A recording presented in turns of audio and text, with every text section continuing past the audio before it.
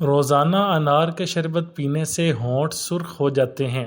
جن لوگوں کو قبض رہتی ہے انہیں چاہیے کہ وہ رات کو سونے سے پہلے دودھ میں تھوڑا سا مکھن ملا کر پی لیں، انشاءاللہ قبض دور ہو جائے گی۔ کلونجی کو بھون کر سونگھنے سے زکام کی شدت میں کمی آ جاتی ہے۔ وہ لوگ جن کا بلڈ پریشر کم ہو جاتا ہے روزانہ کھجور کھائیں۔ اس کے علاوہ لال چقندر کا استعمال بھی ان کے لیے بہترین ہے۔ اپنے ناشتے اور رات کے کھانے میں بند گوبھی کا استعمال کریں، یہ موٹاپا کم کرنے کا باعث بنتی ہے۔ اگر بچوں کے پیٹ میں درد ہوتا ہے تو ان کی ناف پر گرم ہینگ لگائیں، اس سے ان کے معدے کا درد چلا جائے گا۔ آٹے میں اگر سنڈیاں یا کیڑے پیدا ہو جاتے ہیں تو چند پتے لے کر آٹے کے اوپر نیچے ڈال دیں، اس سے سنڈیاں اور کیڑے پیدا نہیں ہوں گے۔ موسمی، سنگترا، کنو وغیرہ کا موٹا چھلکا اتارنے کے بعد بچی ہوئی باریک جیلی کھا لینا صحت کے لیے مفید ہے۔ ابلے ہوئے یا بھاپ میں پکے ہوئے کھانے اور سبزیاں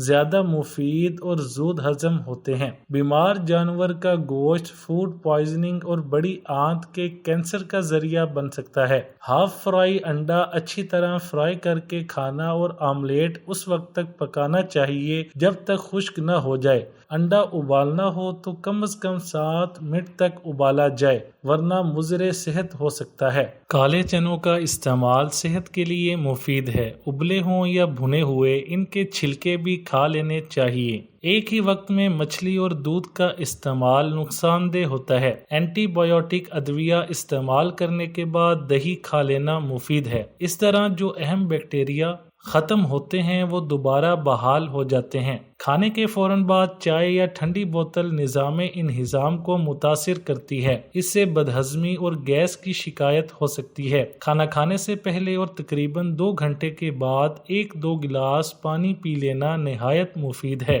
چاول کھانے کے فوراً بعد پانی پینے سے کھانسی ہو سکتی ہے۔ کھانا کھانے سے آدھا گھنٹہ پہلے پھل کھا لینا چاہیے۔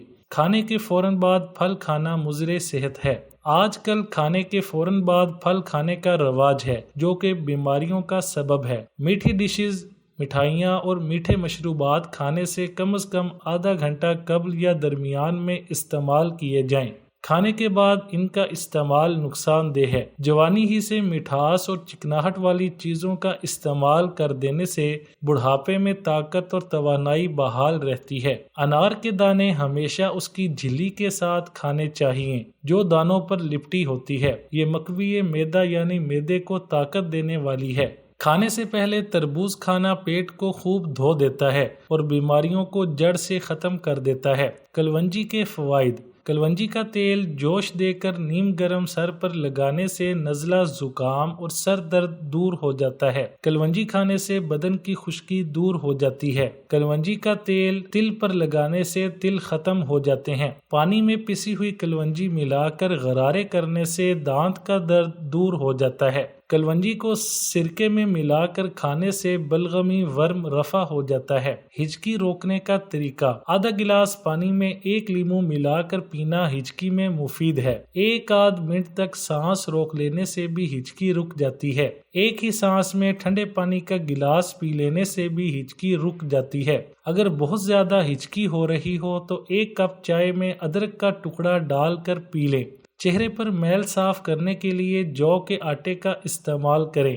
تھوڑے سے آٹے میں چند قطرے زیتون کا تیل اور آدھا چائے کا چمچ شہد ملائیں، اس میں تھوڑا سا پانی ڈالیں اور پھر اس آمیزے کو چہرے پر خوب مل لینے کے بعد پانی سے منہ کو دھو لیں۔ جو کا آٹا بازار سے بآسانی مل جاتا ہے اور آپ گرائنڈر میں ثابت جو بھی پیس سکتی ہیں۔ اس آمیزے میں لیموں کے عرق کے چند قطرے بھی شامل کیے جا سکتے ہیں۔ اگر ماتھے پر باریک دانے نکل آئیں تو سنگترے کے چھلکے خشک کر کے باریک پیس لیں، اسے تازہ پانی میں مرہم بنا کر ماتھے پر لگائیں۔ چند دنوں میں ہی دانے ختم ہو جائیں گے اور ماتھا بالکل صاف ہو جائے گا۔ گھٹنوں کے درد اور جسم کی سوجن کے لیے 2 ٹیبل سپون سفید تل لے کر آدھا کپ پانی میں رات کو بھگو دیں۔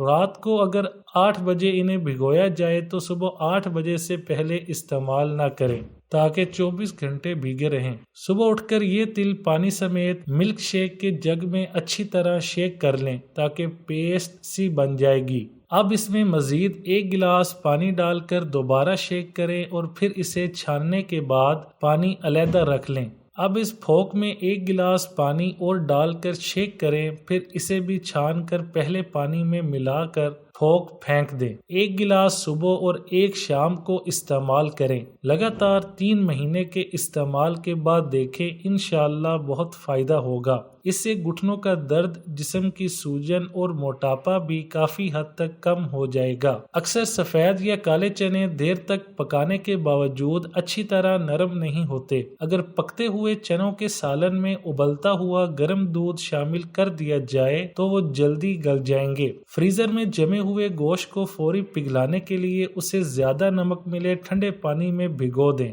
اس سے گوشت کی برف پگھلنے کے ساتھ ساتھ اس میں جمع ہوا خون بھی صاف ہو جائے گا اور اس کی رنگت بھی تبدیل نہیں ہوگی۔ سبزی، پھل اور اناج میں موجود غذائیت کا محافظ اس کا چھلکا ہوتا ہے، لہٰذا جو چیز چھلکے کے ساتھ بآسانی کھائی جا سکتی ہے اس کا چھلکا نہیں اتارنا چاہیے۔ جس پھل یا سبزی کا چھلکا بہت سخت ہو اس کی بھی صرف ہلکی سی تہ وہ بھی آہستہ آہستہ اتارنی چاہیے۔ چھلکا جس قدر موٹا اتاریں گے اتنے ہی وٹامنز اور قوت بخش اجزاء ضائع ہونے کا خدشہ ہے۔ بیرونی ممالک میں رہنے والے اکثر ٹن پیک غذائیں استعمال کرتے ہیں۔ ان کا مسلسل استعمال مضر صحت ہے۔ پروسیس کردہ ٹن پیک غذاؤں کو محفوظ کرنے کے لیے سوڈیم نائٹریٹ نامی کیمیکل ڈالا جاتا ہے۔ اس کا مسلسل استعمال جسم میں سرطان کی گانٹھ بناتا ہے۔ سیب، چیکو، آڑو، آلوچہ، آملوک اور کھیرے کو چھیلے بغیر کھانا نہایت مفید ہے، کیونکہ چھلکے میں بہترین غذائی ریشہ یعنی فائبر ہوتا ہے۔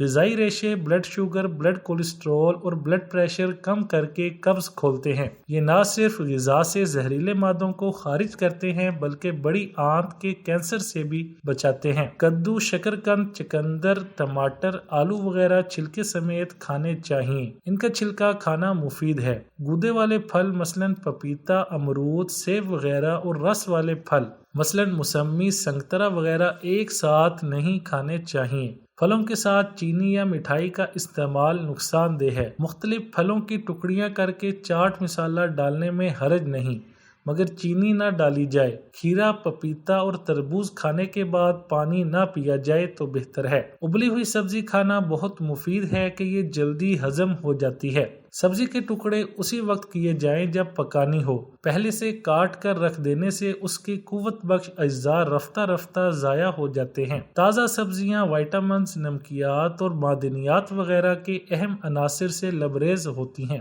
مگر جتنی دیر تک رکھی رہیں گی اتنے ہی وٹامنز اور مقوی اجزاء ضائع ہوتے چلے جائیں گے۔ لہٰذا بہتر یہی ہے کہ جس دن کھانا ہو اسی دن تازہ سبزیاں خریدی جائیں۔ انہیں پکانے میں پانی کم سے کم ڈالنا چاہیے، کیونکہ پانی سبزیوں کی حیات بخش اجزاء کھینچ لینے کی صلاحیت رکھتا ہے جن کی ہمارے جسم کو ضرورت ہوتی ہے۔ اسی طرح آلو، شکرقند، گاجر، چقندر وغیرہ ابالنے کے بعد بچا ہوا پانی ہرگز نہ پھینکا جائے۔ اسے استعمال کر لینا فائدہ مند ہے، کیونکہ اس میں ترکاریوں کے مقوی اجزاء شامل ہوتے ہیں۔